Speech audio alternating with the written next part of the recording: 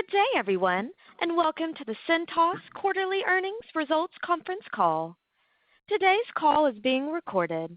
At this time, I would like to turn the call over to Mr. Paul Adler, Vice President, Treasurer, and Investor Relations. Please go ahead, sir. Thank you, and thank you everyone for joining us. With me today is Scott Farmer, Cintas Chairman of the Board and Chief Executive Officer, Todd Schneider, Executive Vice President and Chief Operating Officer, and Mike Hansen, Executive Vice President and Chief Financial Officer. We will discuss our second quarter results for fiscal 2021. After our commentary, we will be happy to answer questions.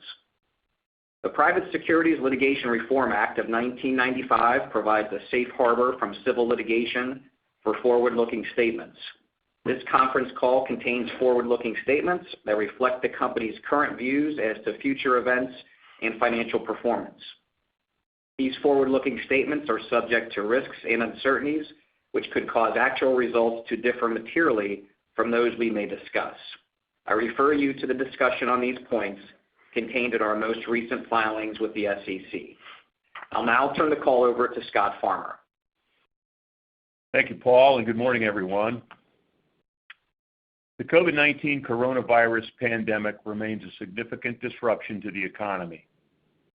In the final month of our fiscal second quarter, November, the COVID-19 virus counts surged from about 100,000 per day at the beginning of the month to about 250,000 per day now.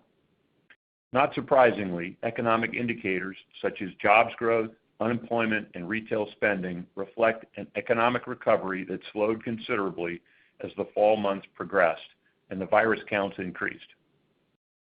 Despite the macroeconomic headwinds, I'm pleased with our second quarter financial performance, which exceeded expectations.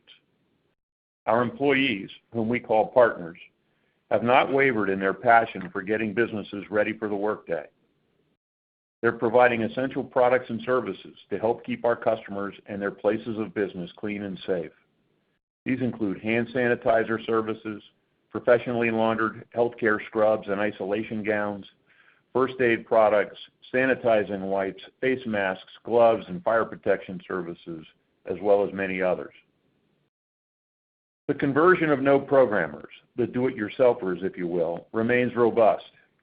Our supply chain and service network enables us to increase service to existing customers and add new customers by procuring and providing items in short supply. And our Net Promoter Score, which we use to measure customer satisfaction, has risen dramatically to an all-time high.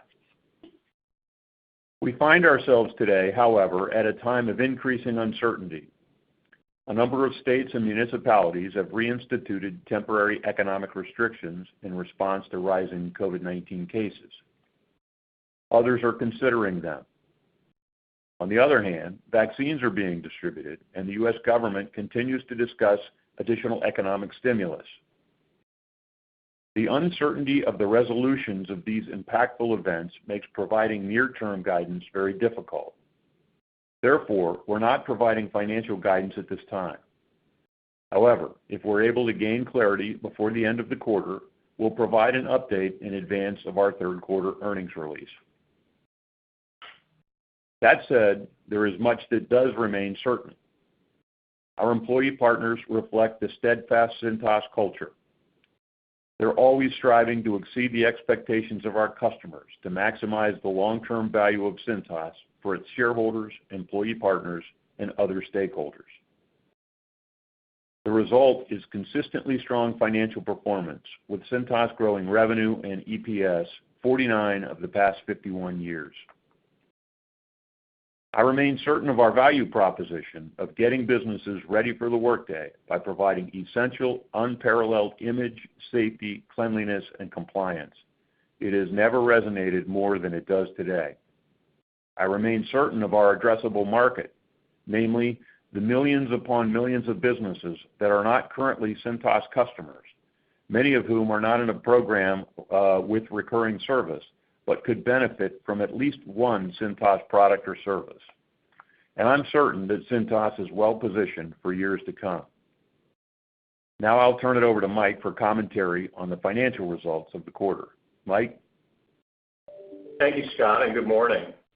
Our fiscal 2021 second quarter revenue was $1.76 billion compared to $1.84 billion in last year's second quarter. Earnings per diluted share from continuing operations, or EPS, were $2.62, an increase of 15.4% from last year's second quarter. Organic revenue, adjusted for acquisitions, divestitures, and foreign currency exchange rate fluctuations, declined 4.4% for the second quarter of fiscal 21. Organic revenue for the Uniform Rental and Facility Services operating segment declined 3.6%. Organic revenue for the First Aid and Safety Services operating segment increased 14.5%. Gross margin for the second quarter of fiscal 21 was $819.9 million compared to $852.4 million in last year's second quarter. Gross margin as a percentage of revenue increased 50 basis points to 46.7% for the second quarter of fiscal 21 compared to 46.2% in the second quarter of fiscal 20. Selling and administrative expenses as a percentage of revenue were 26.6% in the second quarter of fiscal 21 and 28.1% last year. Fiscal 21 second quarter results benefited from lower discretionary spending and increased sales rep productivity. Operating income for the second quarter of fiscal 21 of $352.9 million increased 5.5%. Operating margin was 20.1% in the second quarter of fiscal 21 compared to 18.1% in the second quarter of fiscal 20. Our effective tax rate on continuing operations for the second quarter of fiscal 21 was 13.3% compared to 20.1% last year. Tax rate can move from period to period based on discrete events, including the amount of stock compensation expense. Net income from continuing operations for the second quarter of fiscal 21 was $284.9 million, an increase of 15.7%. EPS was $2.62, an increase of 15.4% from last year's second quarter. In the second quarter of fiscal 21, certain Uniform Rental and Facility Services operating assets were sold. The pre-tax gain on sale of $18 million was recorded in selling and administrative expenses and impacted operating margin by 100 basis points. The pre-tax gain and related tax benefit impacted EPS by 25 cents. Our balance sheet and cash flow remain strong. Our leverage calculation for our credit facility definition was 1.6 times debt to EBITDA. We have an untapped credit facility of $1 billion. For financial modeling purposes, please note that there is one more workday in our fiscal 21 than in our fiscal 20. One more day will benefit fiscal 21 total revenue growth by 40 basis points. One more workday also benefits operating margin and EPS. Fiscal 21 operating margin will be about 12.5 basis points better in comparison to fiscal 20 due to one more day of revenue. In fiscal 20, each quarter contained 65 workdays. In fiscal 21, workdays by quarter are 66 in Q1, 65 in Q2, 64 in Q3, and 66 in Q4. Please keep these differences in mind when modeling on a year-over-year and sequential basis. I'll now turn the call over to Todd Schneider to discuss the performance of each of our businesses. Thank you, Mike. As Scott stated, COVID-19 remains a significant disruption to the economy. Every business in the U.S. and Canada has been impacted. Many of our customers that have remained open are not yet operating at the same level of business as before the pandemic started because of the virus's negative impact on health and the economy. Our employee partners continue to work with urgency to offset these headwinds. Over the past couple of quarters, we have provided some examples of their interactions with both new and existing customers so you have a better understanding.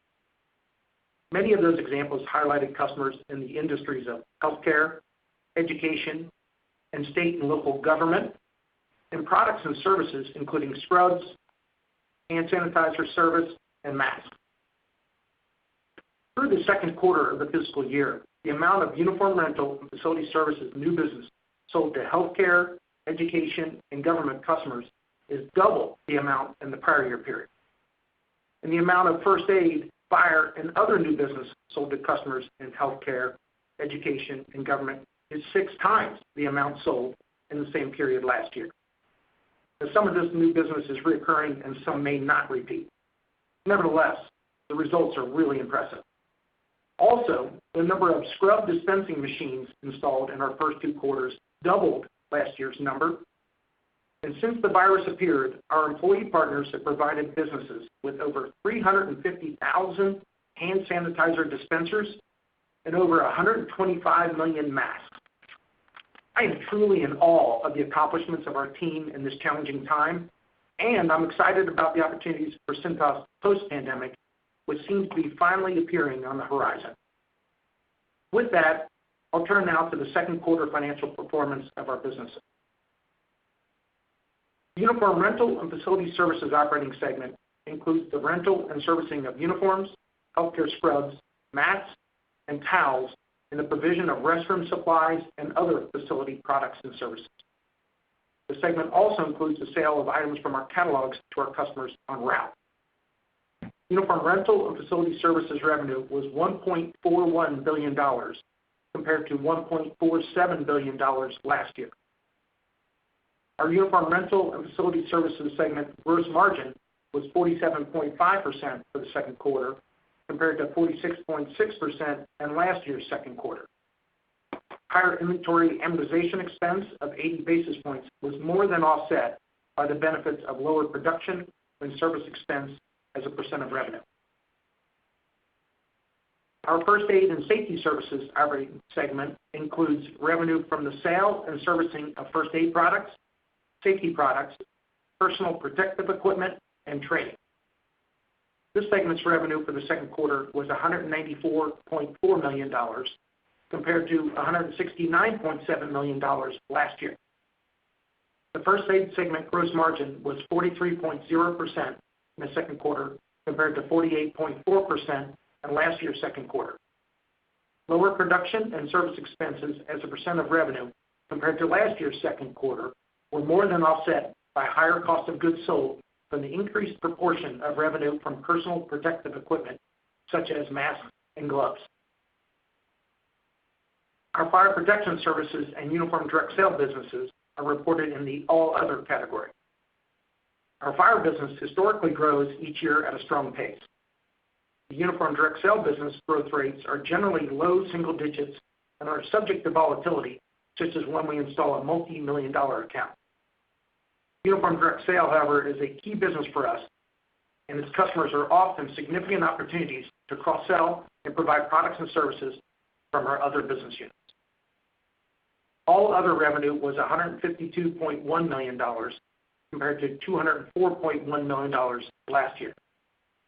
The fire business organic revenue declined 3.3% due to the inability to access some businesses because of closures. The Uniform Direct Sale business organic revenue declined 51.2%. Revenue from our airline, cruise line, hospitality, and gaming customers largely falls within this segment. These industries continue to be among the hardest hit by the pandemic. That concludes our prepared remarks. We're happy to answer your questions. Thank you. If you would like to ask a question, please signal by pressing star one on your telephone keypad. If you're using a speakerphone, please make sure your mute function is turned off to allow your signal to reach our equipment. Again, press star one to ask a question. We'll pause for just a moment to allow everyone an opportunity to signal for questions. We'll take our first question from Andrew Steinerman with J.P. Morgan.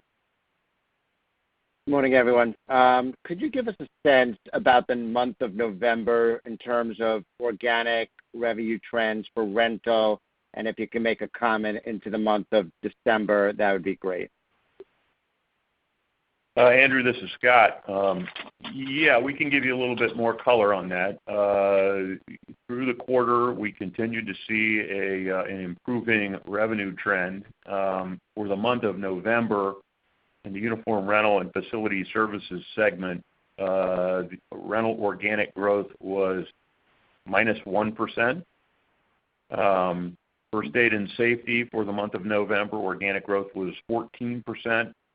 And Fire continued to improve through the quarter, and it ended November with the month of November down 1%. Now, it's important to note that about mid-November, we did see the impact of some of the state's restrictions on businesses. I would say it affected the trend, but it hadn't turned it worse than it had been at that point. So it's a little unpredictable on where it goes. But as you can see, through the month of November, we continued on a positive trend. I think second quarter revenue sequentially grew about 2.7% over first quarter. And could you make a comment about December? I would say through the first couple of weeks, we were running around where we were in November. Great. Okay. Thanks, Scott. Yep. We'll take our next question from Seth Weber with RBC Capital. Hey, guys. Good morning. I had a couple questions on the margins. I think, I'm just trying to handicap, where we're at with expenses coming back online. I think, Mike, last quarter you talked about there's about 100 basis points of lower discretionary. Have any of those costs started to come back here in the second quarter? And how should we think about that, kind of through the rest of the year? Thanks. Yeah, we continue to manage those costs pretty tightly given the environment that we're in. The difference between last year's travel and meetings, which I called out as 100 basis points in Q1, was about 40 basis points in Q2. Now, Q1 we normally travel more as we start our fiscal year, but it was still about a 40 basis point benefit. And, we'll continue to monitor the situation. Certainly, I know that our operational people are itching to get out and see our locations and our customers, but, given the levels of COVID cases and the environment, we're going to remain pretty tight on those. Okay. Can you just talk about, have you seen any relief on the cost side on the First Aid and Safety category? I know there have been some cost pressures there. Has that kind of loosened up here a little bit with more whether supply's gotten a little looser or just easier to get? Just any comments on the First Aid Safety expense cost side? Seth, this is Todd. Regarding the first aid business, certainly there are some PPE type items that are still very challenging to get. We've been blessed to be in a good inventory position to help our customers out with those items. But PPE is in short supply. It's had some impact on cost to us in those cases. But again, we've looked at it with a long lens, and we've invested appropriately, and our customers really appreciate the fact that we've been able to provide products and services such as PPE and other items to help them get through this challenging time. We do like, Seth, the sequential improvement of gross margin of just about 40% in Q1 to 43% in Q2, and so we did see some nice performance in our first aid cabinets in the quarter. And as we talked about in September, that mix of PPE obviously came down a bit with the growth moving from in that segment from over 20% in Q4 to 17 to 14.5 here in Q2. So we're starting to see some of those PPEs turn into the maintenance mode that we've talked about in the last couple quarters. And that mix change, as well as the improving first aid cabinet, has helped that gross margin. And when we get to a more normalized environment, we certainly believe that those first aid gross margins are going to trend back towards where we had been pre-COVID. There's nothing structural or no change in the business that would lead us to believe otherwise. We'll take our next question from George Tong with Goldman Sachs. Hi, thanks. Good morning. You mentioned that through the first several weeks of December, uniform rental trends are running around where you were back in November.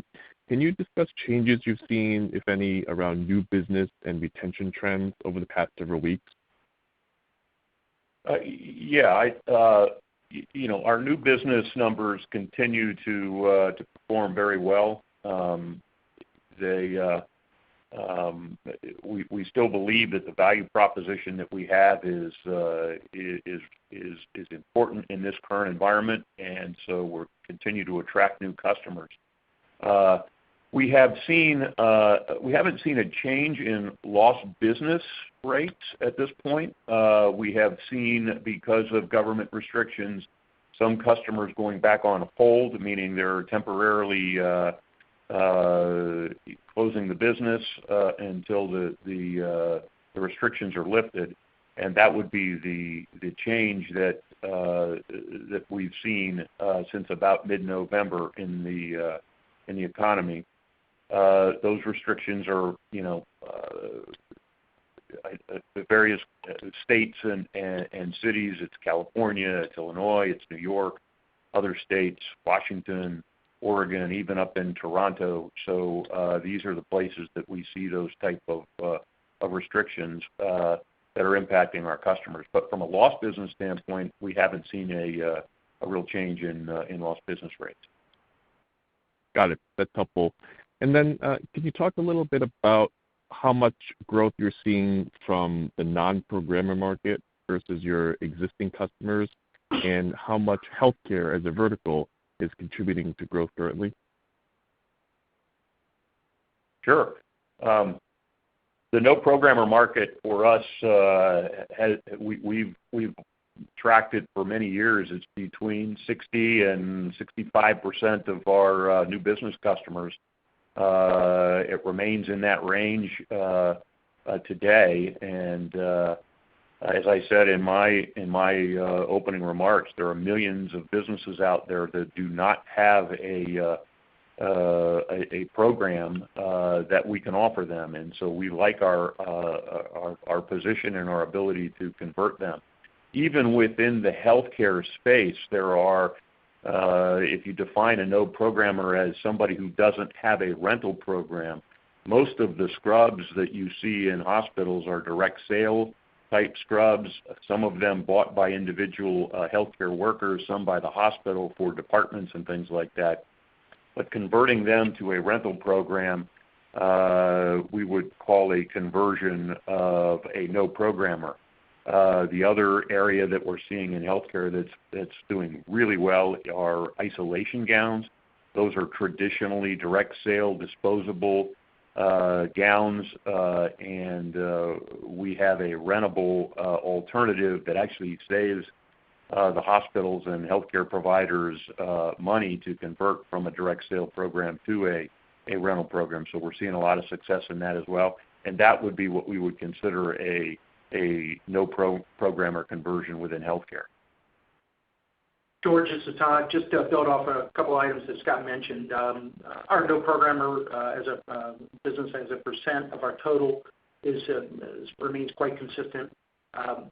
What is changing is it is allowing us to get audiences at the folks, customers, prospects that we haven't had in the past in many cases, because of the access we have to critical products and services that they need to provide to their business and within their business to either their customers or to their employees, both, so that they can have confidence to come to work and for people to come into their business.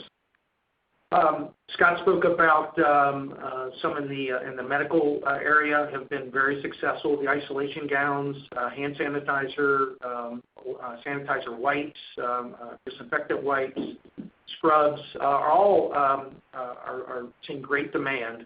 Scott mentioned that the isolation gowns that was virtually almost the entire market was a direct purchase market, disposable market, probably the best way to describe it. And what we've done with isolation gowns has been very attractive to our prospects and our customers. You know, it's a green service, right? We're not just throwing it in the trash; we're reusing it. It saves them significant money. The availability of them, instead of folks struggling to get isolation gowns and being panicked over trying to take care of their patients, the garments that we're providing are more comfortable than what they've been wearing in the past. And then lastly, we brought some technology to that business so that we can track exactly how many times those garments have been processed, so that we can meet the specifications that are detailed out for such a product. So that's been a big win, and a lot of healthcare customers are very, very interested in that. And we mentioned in our previous earnings release that the demand for scrubs has been up very nicely. People are uncomfortable in many cases wearing those home, washing those at home, and whom they come in contact with on the way home makes people a little uncomfortable. So all that has been quite good demand. In those cases, we consider there's no programmers. We might be doing some business with those healthcare organizations, but we're expanding that relationship dramatically. We'll take our next question from Hamzah Mazari with Jefferies. Hi, this is Mario Cortellacci filling in for Hamza. Appreciate the time. Just on touching on the slowing in November and the continuation into December, could you maybe just give us a level deeper in terms of what you're seeing on your end markets? I'd imagine it's probably similar to what we saw earlier in the year, excuse me, with the high-risk industries being hit a little harder. But I mean, is that more or less what you're seeing, or could you give us some of the puts and takes on some of your end market exposure? Yeah, sure. It boils down to certain industry segments or geographies, and the segments that you can imagine, the travel, hotels, cruise lines, even in certain areas, restaurants, movie theaters, that type of thing, are being hit the hardest because of these restrictions and people's, I think, natural fear to go and congregate in a place like a movie theater. The geographies depend on what type of, or if there are any restrictions in place. And what we have seen so far is, as we got through the end of November, an increase in the number of states and municipalities that have put restrictions in place. We don't know whether that trend is going to continue through the holidays. Just as an example, Governor Newsom in California put the restrictions in place. They're pretty tight, but he says that they will extend to January the 4th. The question that we have there is, will he extend that further, which has been his tendency, or will it actually be January the 4th when he starts to loosen those restrictions? So those states are and municipalities are the areas where we've seen the change since about mid-November. And my perspective is that we are in a temporary lull. We don't think it's going to be anywhere near what it was in our fourth quarter last year. Quite honestly, at that point, nobody, including governors and people running businesses, had any idea how bad it was going to be, how deep it was going to go, and so forth. But now that we've got 8 or 9 months worth of experience in dealing with it, and the fact that we have vaccines beginning to roll out right now, there's light at the end of the tunnel. This is a temporary period of time that we're going to go through. And that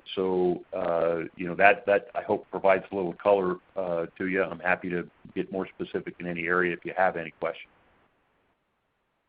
No, that was helpful. And then going back to healthcare for a second, just I guess could you give us a sense of what the competitive landscape looks like there? So I think recently one of your competitors came out with a new scrub line. You had mentioned the isolation gowns as being one of your differentiated products, which is, I'm assuming, helping you win business. Just wondering how those conversations are going with customers regarding competition. And then also, could you touch on how you're positioning your scrub dispensing system to your advantage? Yeah, Todd, you want to take this one, and I'll chime in. Sure. Okay, great. Yeah, Mario, I would say in the healthcare market, depends upon what area within the healthcare area, acute, non-acute, even frankly into what department you're speaking of. But generally speaking, ISO gowns, scrubs, etc. Those are a direct purchase market.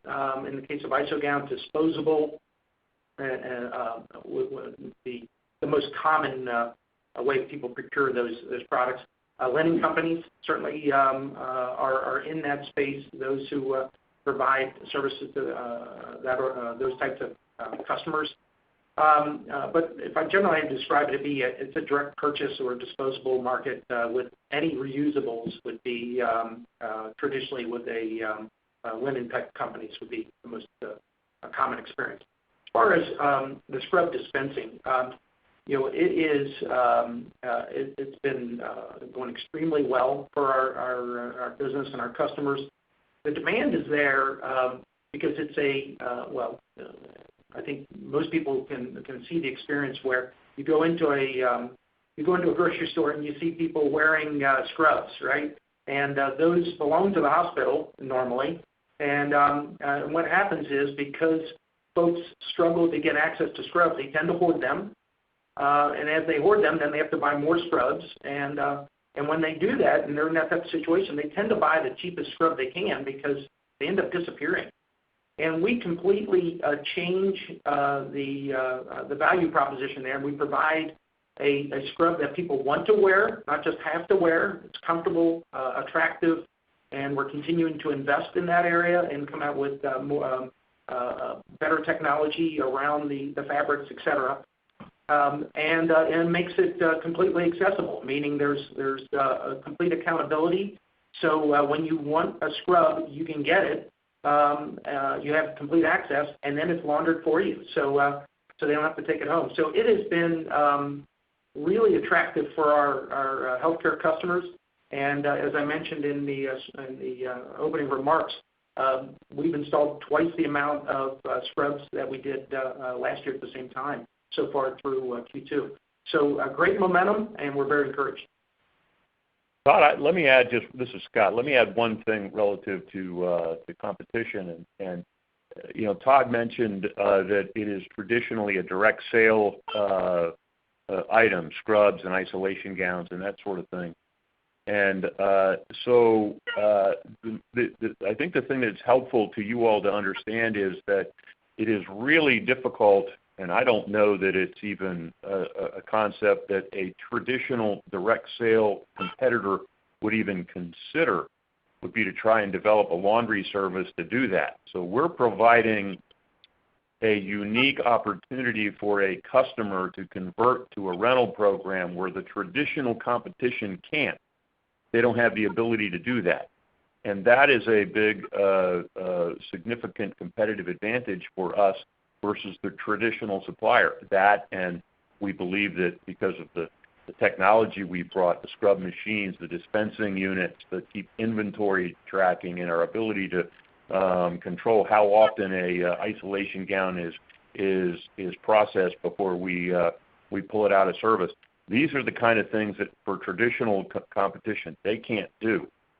Relative to other rental companies, that would be linen companies and uniform rental companies, We've been in this for a long time. We have trained salespeople and service providers that specialize in the healthcare market, and we think we have a multi-year head start on what you would probably consider to be our traditional rental competitor, and we like that position a lot, and I think that's why you're seeing the amount of success for us as we've gone through this process and through the pandemic that we are seeing. So I just thought I'd offer that as some color relative to healthcare as well.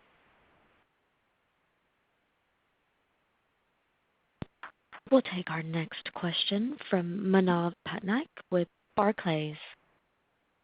Thank you. Good morning. Scott, if I could just ask you, just again from a competitive standpoint, just some broader commentary, I guess, outside of healthcare. Like, have you seen any changing dynamics if people are getting price aggressive or, there's some more consolidation going on? Just curious, any color there. Yeah, we'll talk competitive behavior and pricing. We have seen some aggressive pricing in the marketplace. I think that as competition sees their business, existing customer base have issues and decline in revenue, they typically get aggressive with pricing. I don't think this is anything that we haven't seen in the past relative to lowball prices and competition trying to take business from us, and that's a market by market type of a environment, and it could be in any particular market. The small players or one of the big national players in that market that decide they need to do something to try to win some accounts. Relative to overall pricing, though, while we have had to adjust prices on fluctuating items like gloves and face masks and hand sanitizer and the PPE kind of things, as our cost increased trying to get those products, we had to adjust prices upward on those items. For our recurring revenue across all of our businesses, really, we have not increased prices during the pandemic, and in fact, as a general statement, particularly in the rental division, we haven't increased our prices to our customers in about a year and a half, and that's a strategic decision on our part. We don't think that during a global pandemic it's the right time to be raising prices, and I think that's one element of why we've seen our net promoter scores, how we measure customer satisfaction,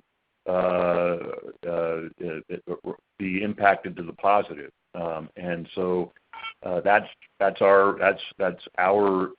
position on pricing at this point.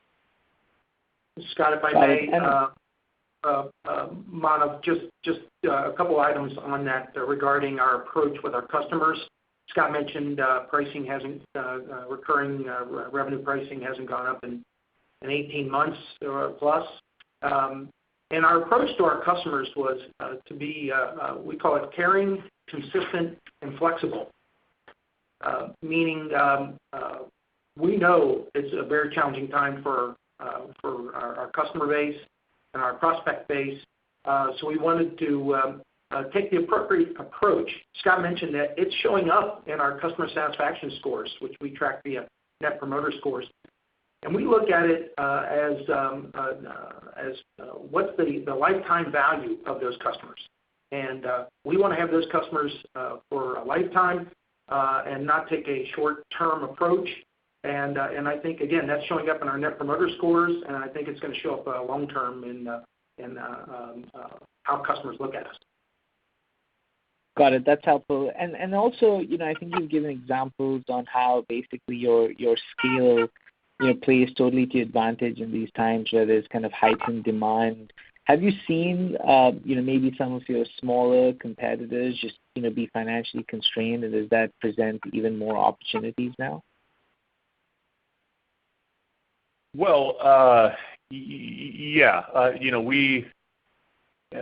I always like to say we're an equal opportunity competitor, and if any of our competition in a particular market is having a hard time with either getting supplies, getting the product that they need, having trouble with servicing their customers, we're more than happy to step in and provide those products and services to those customers. From time to time, we do see, an issue with a competitor,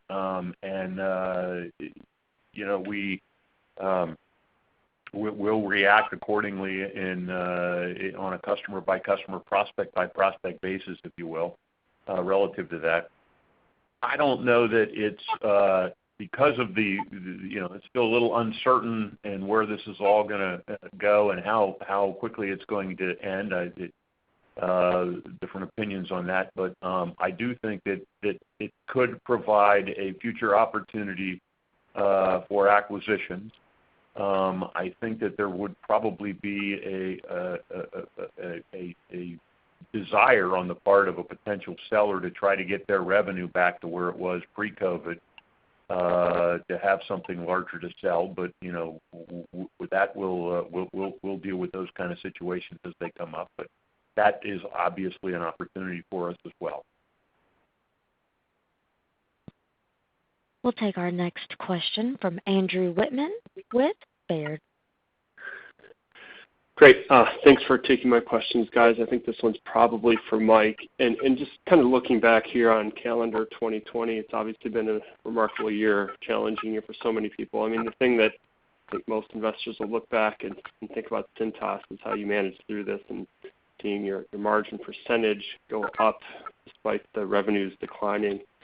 And so, Mike, I guess the question as we look ahead from really just high levels I'm looking for here, as we're almost about to annualize the COVID comps, if you will, how should we be thinking about the margins? I mean, you guys have articulated the travel and discretionary 100 basis points last quarter, 40 this quarter of benefit.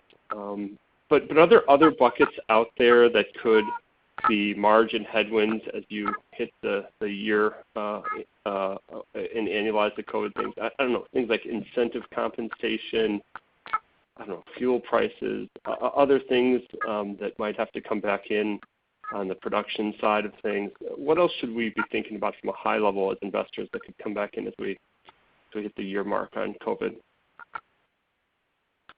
Yeah, it's been a challenging year, and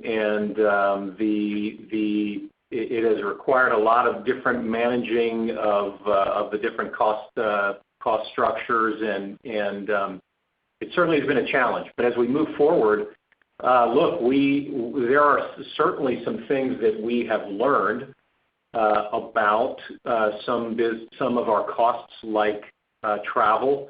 And can we do some things more efficiently? And I think there will be permanent savings on some of those things. There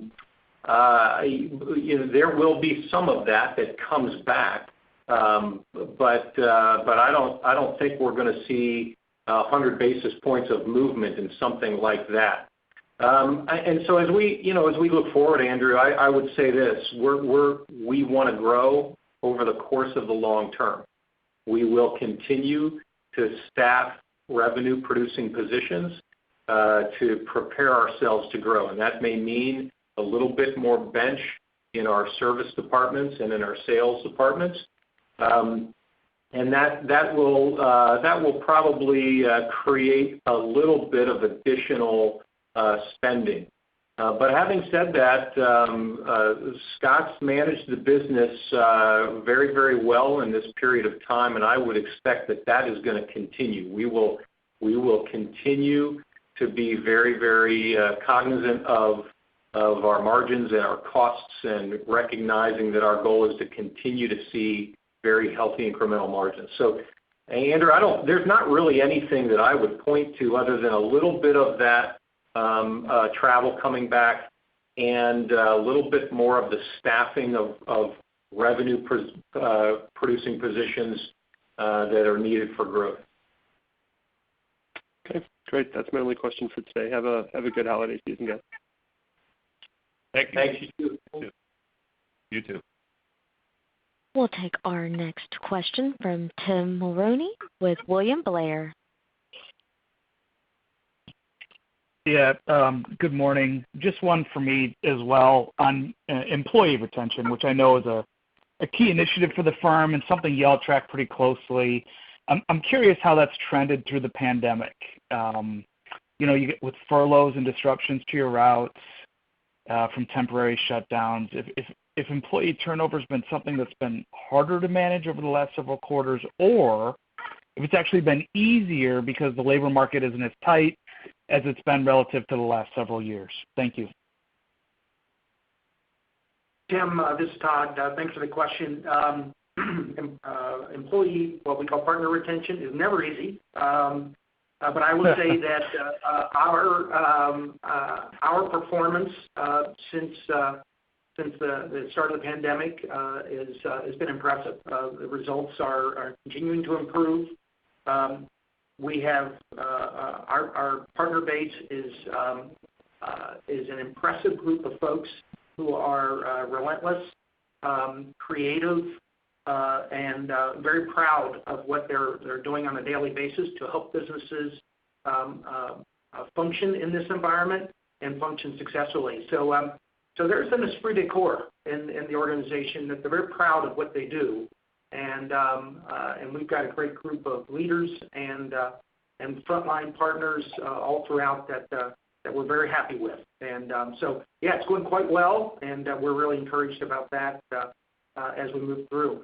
When you go through really hard things, right? And this going through this pandemic has been extremely challenging, not just for ourselves, but for I'd say, well, you can say the world, right? It's been very challenging, but it makes you better, makes you stronger, and we have found out a lot about our partners and how resilient they are, and it's been a real pleasure. That's great. Great color, Todd. Thank you. Thank you, Tim. We'll take our next question from Gary Bisbee with BofA Securities. Hey, good morning. First of all, I just wanted to clarify one thing. Todd, you said healthcare, education, government customers. I believe you said new business has doubled year over year, but then you said something else is up 6x. What were those two numbers? Yeah. I want to make sure I got that right. Gary, happy to clarify. So I was speaking of both two different sectors. One for rental, our rental and facility services business. Those sectors, the healthcare, education, and government, new business is up double in that area. And in the case of first aid, fire, and other, our new business, again, for healthcare, education, and government is up 6x. Now, as I mentioned in the opening remarks, not all of that will be repeating. Some will not, but nevertheless, we're really, really encouraged by how well we're doing in those areas of our business. And can you give us some color on the rest of the end markets you serve? I mean, obviously those you've been calling out, and it makes sense that you're doing really well. But is the rest of the book down on a new business, or how do we think about sort of total Cintas at this point, including the good and the bad? Yeah. So in total, our new business is very good. We're very encouraged by that. The trend lines are great. The productivity is at an all-time high. It's replacing a lot of revenue of customers that are closed. And for those, it's also replacing a lot of revenue for customers who are maybe open, but certainly not at the same levels as what we'd expect in a more normalized type economy. Okay, and then just if I could, one financial question on cash flow. It's obviously been quite strong.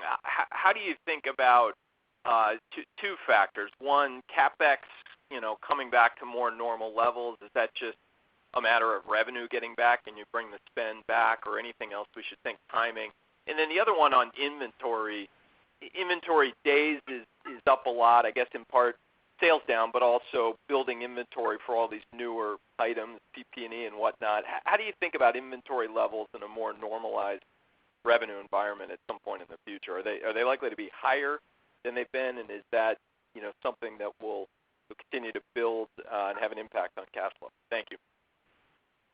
Well, let's start with CapEx. I think that we're going to probably see CapEx remain below historical levels until we get through the COVID crisis and the economy recovers. But I'd still say that even today we're probably spending CapEx at a 60% growth, 40% maintenance level. But I just think it's going to be lower until we get through this. Everybody's a little more cautious and that sort of thing. Relative to inventory, it's important that I think we make the statement that we are doing the best job that we can to manage the supply chain and the supply of these hard-to-get items with the demand that we're seeing from our customer base, and that's the primary reason you're seeing an increase in this inventory. I don't believe that we're going to see a sudden drop-off in the need for these products. I think it'll be a slow, steady decline, and we'll have some view on that as the economy recovers and as COVID vaccines continue to roll out. Many of these are going to be around at a higher level than pre-COVID for a long, long time. And so, we haven't seen any issues with slow-moving inventory at this point or anything like that. But I will tell you that the fact that we have been able to bring these products into inventory the way that we have has been a huge competitive advantage for us in the marketplace, where because we might have masks or gloves or hand sanitizer, prospects who ordinarily have not been doing business with us listen to and react to our ability to provide them with these COVID-related products, and then also listen to what else we can do for them. And so it might be a call where a company is interested in hand sanitizer, and we wind up, after our sales rep is out talking to them, where they're putting 10 people in uniform and restroom supplies in the restroom and entrance mats and mops and cleaning chemicals and so forth, in addition to the hand sanitizer. So it's been a big competitive advantage for us as we've gone through this process. And I think one of the reasons why our NPS, customer satisfaction scores, are up, as well as we're seeing very robust new business results. So, I think the balance sheet that we have has allowed us to be able to make that investment. Our supply chain has done a great job in sourcing it, and I think that it's reflected in our ability to sell new accounts and satisfy our customers. We'll take our next question from Kevin McVeigh with Credit Suisse. Great, thanks so much.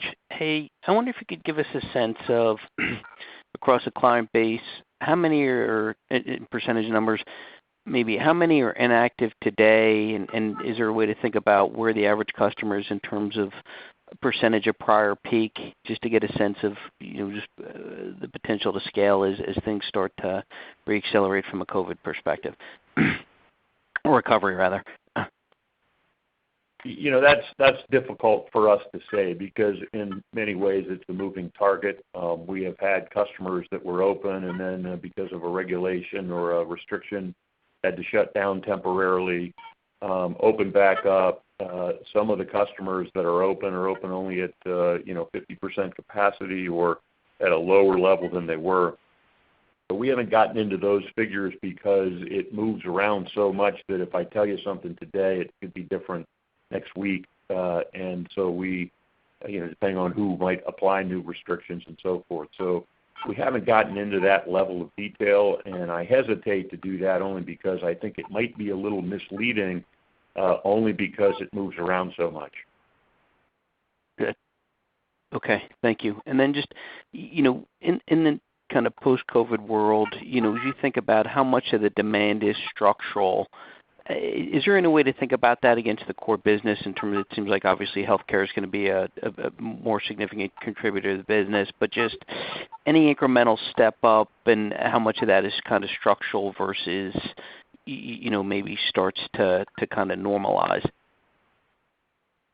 We've learned a lot as we've gone through this process, and I think that that one of the really positive aspects of this whole thing is that we have done a much better job of communicating to existing customers and even prospects all of the things that we can do for them, and therefore are selling more to existing customers and a new prospect that might come on board. They may only start with a particular service, but because they're aware of the other things that we have to offer, when they see that need, they know who to call.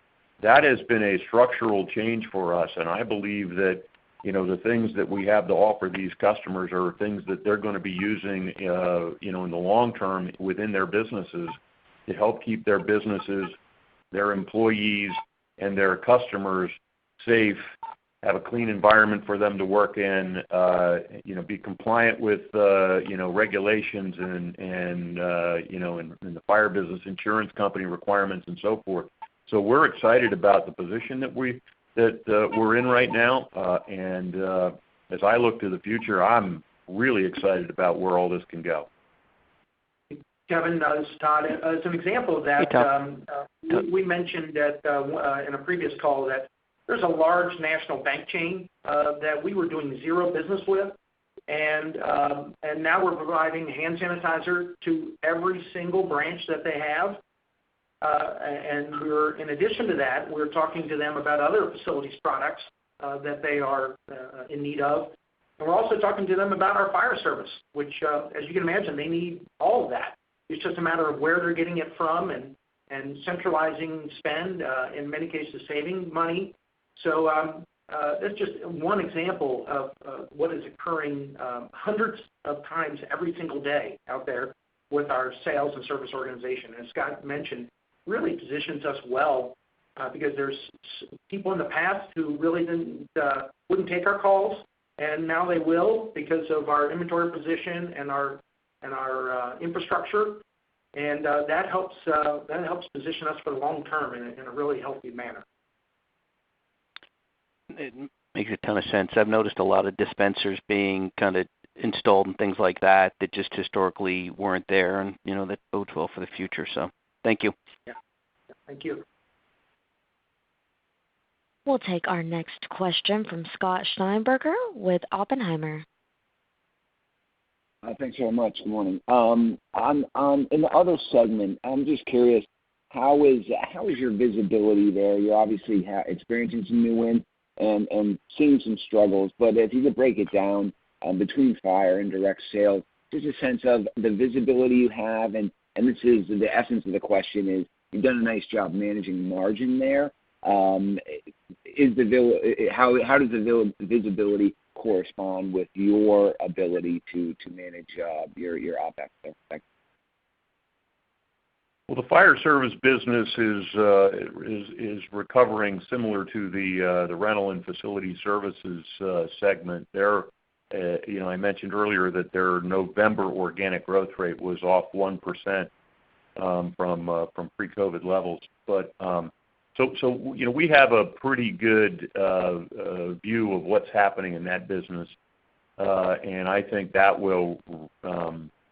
Similar to what happens with the rest of the economy and what happens with the rental division, we'll see that recover in a similar fashion. Relative to the direct sale business, a good portion of that business goes into hospitality and travel-related areas. That's a little murkier, and I think that those are hotels, airlines, cruise ships, casinos, and food service, and that sort of segment. So, those are going to be, I think, the longer tail from a recovery standpoint. But I think that there will be a day coming where they're going to get a pretty good bump. I think there is, in my personal opinion, a huge amount of pent-up demand for people to be able to go back on vacation, to stay in a hotel, to feel safe when they get on an airplane, and that sort of thing. And there's a point at which when the vaccines have been rolled out to perhaps reach herd immunity, you can see airlines throwing some special rates at travelers to welcome them back, hotels and resorts doing the same kind of thing. I think you'd see Las Vegas doing everything that they can to get their customers to come back. And who knows, that maybe that's early next summer, depending on the rate of vaccinations and things like that. But if it's going to work in those businesses, it's also going to work in other businesses. People are going to be able to go back out to their restaurants and their movie theaters locally, and maybe go to the concert venue and do the social things that bars and do the social things that they're missing right now. And I think that is coming. When it happens, we need a little bit more time to understand the rate of rollout for the vaccines.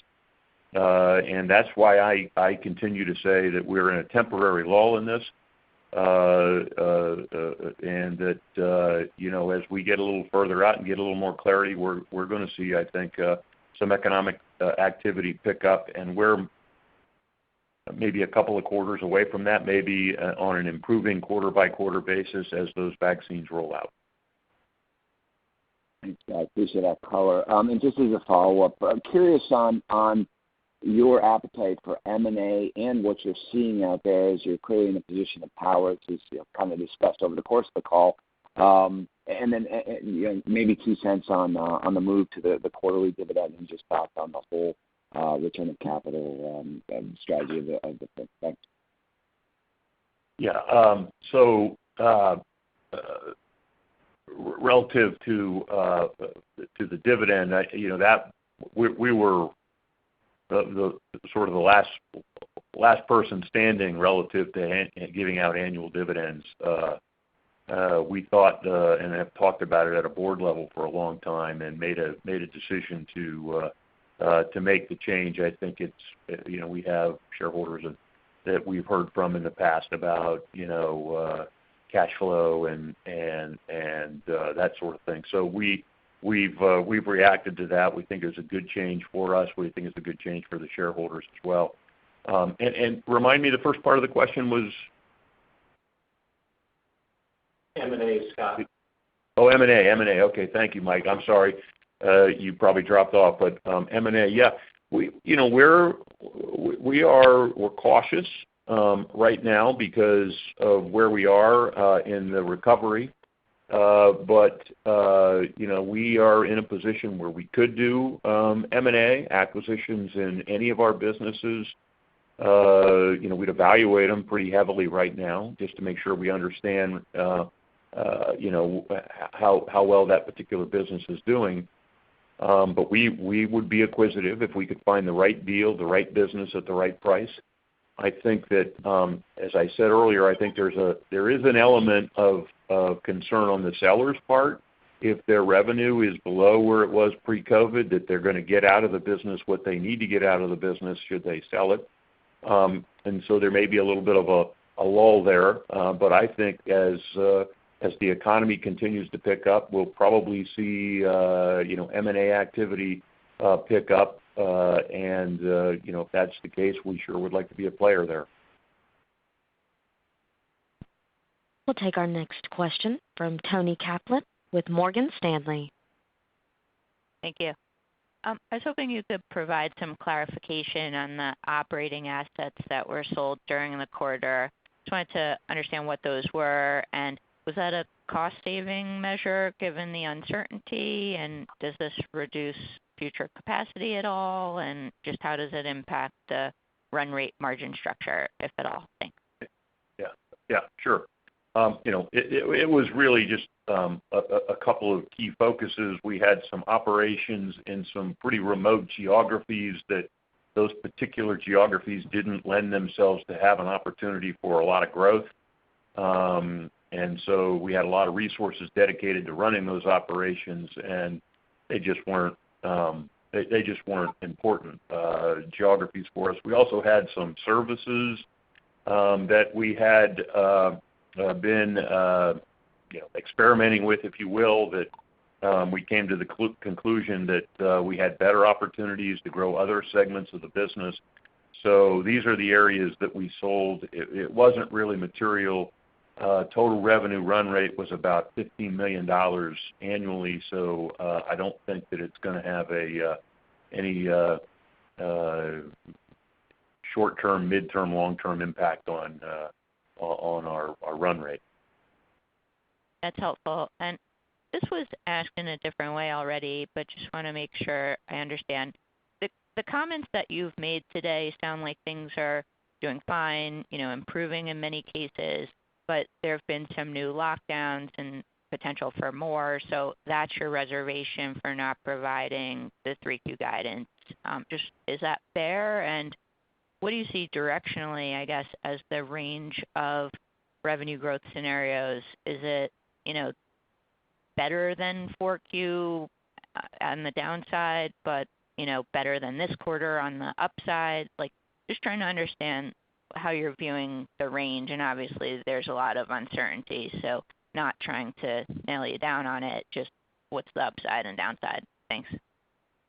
Yeah, let me try to explain it this way. We're in I think that it's the timing of our quarter and therefore this call that are causing part of the problem. There's so much uncertainty right now as we look out over the next several weeks, a couple of months, few months maybe, and it's everything from the rising counts of the virus. We have, governments putting more restrictions in place.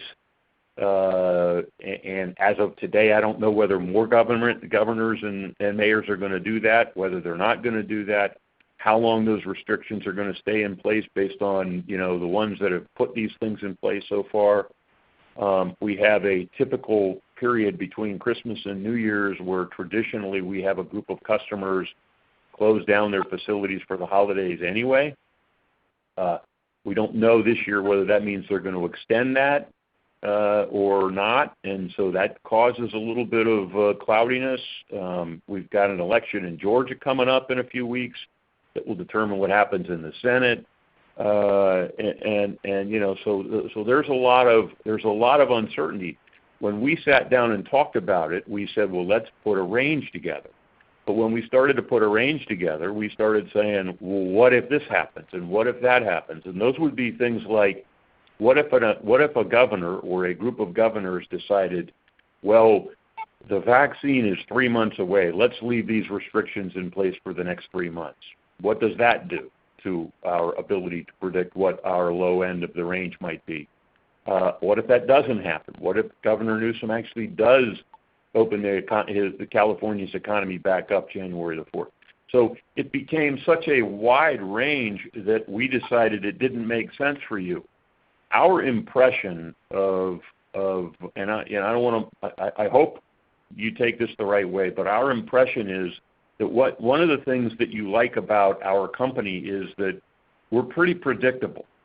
And when we give guidance, you can pretty much, determine, in your models what that means relative to what you think is going to happen. In this particular case, we don't think that what we would provide for you would allow you to do that, that you might wind up with some big swings depending on, your positive or negative approach, depending on what you think is going to happen in the economy. And therefore, we decided it didn't make sense for us in this period of time to do that.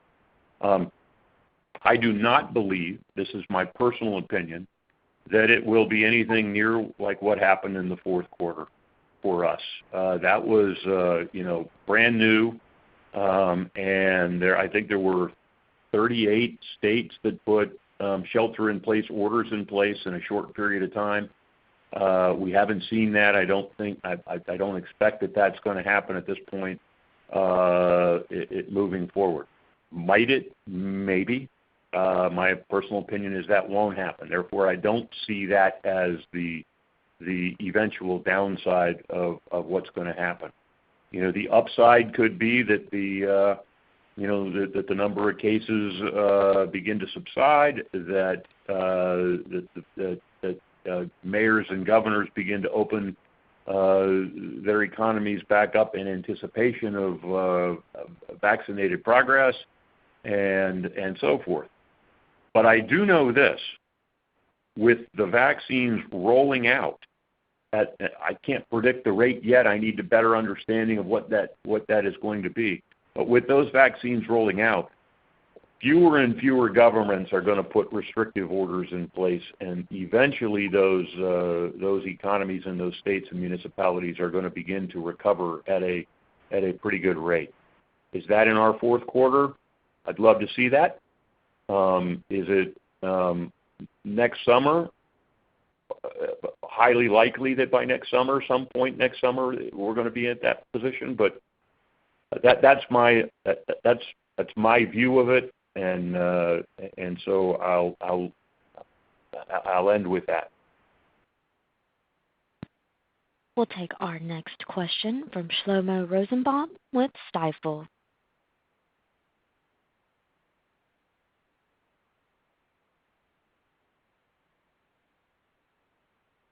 Shlomo, you may be on mute.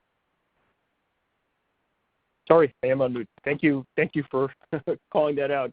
I just have a few. It's been great, great color over here.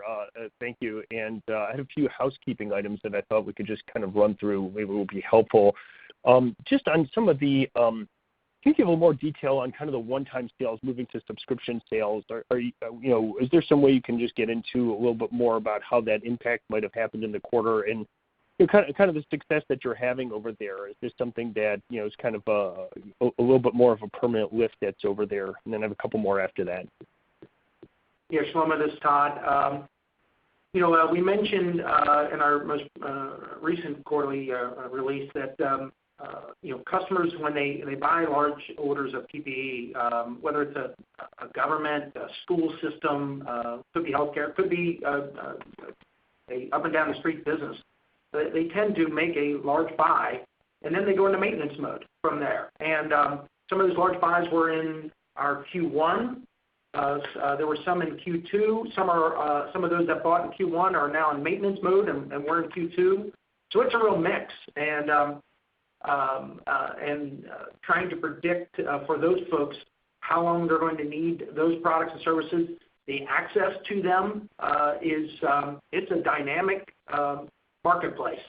So again, that's why we're in a very good, why we've invested for our customers in these inventory levels to help them with that. So hopefully that gives you a little bit more color. Okay. And then, hey, Mike, this is for you. I knew you were really good with numbers, but I'm still trying to figure out how you got an $18 million gain pre-tax on 108 million shares to be 25 cents of EPS. Did that trigger some other kind of tax benefit or something with that gain of sale? It's a great question, Shlomo. It did, yes. The assets had a high tax basis and created, while a book gain, a tax loss. And so you can kind of think of it as the $18 million pre-tax gain was about a 12-cent benefit, and the tax benefit was about a 13-cent benefit. And maybe said a little bit differently, the 13.3% tax rate was benefited by about 270 basis points. 370 basis points from these transactions. And the remainder of that tax rate, call it 17% without that benefit, did have some benefit from equity compensation, as we've talked about in the past. As you think about that tax rate moving forward, I would suggest in the third quarter you think about a range of 20 to 21%.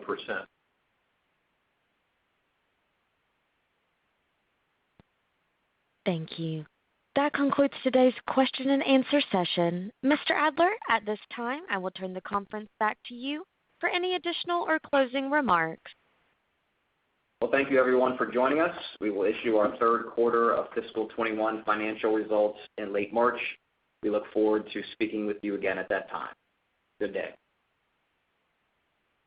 This concludes today's call. Thank you for your participation. You may now disconnect.